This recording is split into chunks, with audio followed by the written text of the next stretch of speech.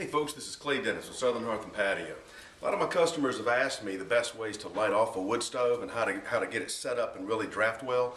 So that's what we're going to do today. We're going to show you how to do that. All right, just like in a campfire, when you go to start a wood stove, you're going to need tinder and then kindling, and then you work your way up different sizes of wood, okay? So one of the things we're going to do today is we're going to set our tinder. And what I want to do is we're going to ball up 4 or 5 single sheets of newspaper and lay them as a base.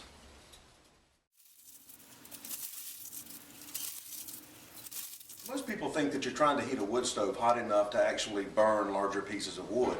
Well, that is our end result. That's what we're trying to do eventually. What we've got to do first is heat our flue. Without the proper amount of draft and the proper amount of flow, we're never going to get enough air to keep larger pieces of wood burning. So what we're going to do is show you how to heat your flue. Okay?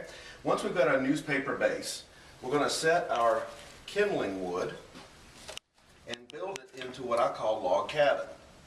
And we're going to stack this wood pretty tall in the stove to establish a hotter flue. Remember, the purpose here has nothing to do with the larger pieces of wood at this point. I'm just going to stack this thing nice and tall, build a nice, very hot, very fast fire. Okay? And what this is going to do is it's going to cause the air in the flue to get a little more buoyant and push back against the negative pressure of cold air coming down the flue. Okay. Now, we light the newspaper underneath.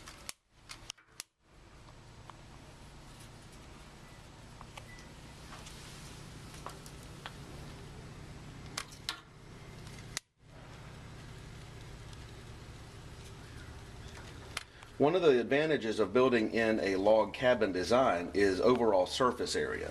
By separating the wood like this, you increase the surface area for heat dissipation, and you give a lot more air into the stack. So now that we've got this done, we're going to shut the door, not all the way, we're just going to crack it open, and that'll make sure we have plenty of air to establish our draft.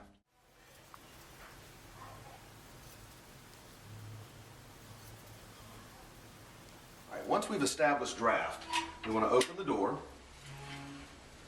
and put in a couple of smaller pieces of wood.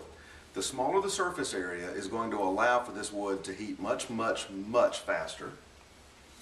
I'm going to set this in like this.